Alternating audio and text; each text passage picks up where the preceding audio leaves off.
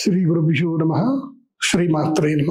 ఈ టైం ఎలా ఉంటుందంటే కర్కాటక రాశి వారికి అదృష్టము ఇట్లా చేతిలో ఉంటుంది అనమాట. అంటే కమ్మగా మంచిగా ముద్దపప్పు వేసి నెయ్యి వేసి చక్కగా కొంచెం ఆవకాయ కలిపి ఇట్లా దగ్గర పెట్టుంటుంది. వాసన ఇట్లా వస్తూ ఉంటుంది. తినాలనుకుంటావు కానీ ముందుకు రాదు, చేతి కట్టేసి ఉంటుంది అనమాట ఇక్కడ. సో ఇలా ఉంటుంది, ఇలా చేయి రాదు నీకు, అట్లా ఉంటుంది అనమాట. అంటే అన్నీ ముందుంటాయి, ఏది కూడా నీ నోటికి అందదు. ఇలాంటి పరిస్థితి ఇప్పుడు కర్కాటక రాశికి ఉంటుంది. ఖర్చులు అవుతానే ఉంటాయి.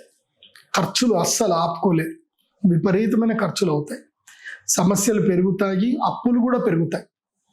కాబట్టి ఈ సందర్భము లోపల కర్కాటక రాశి వారు ఏం చేయాలి అంటే మనోస్థైర్యముతోటే ఉండాలి. మనస్సు నిబ్బరంగా ఉంచుకోవాలి, ధైర్యంగా ఉంచుకోవాలి. సూటిపోటు మాటలు ఉంటాయి. మీరు ఇప్పటి వరకు ఎవరికి ఏమేం చేసినా వాళ్ళు దాన్ని కనీసం గుర్తు కూడా పెట్టుకోరు. పిల్లల నుంచి కూడా మాటలు వచ్చే అవకాశం ఉంటుంది.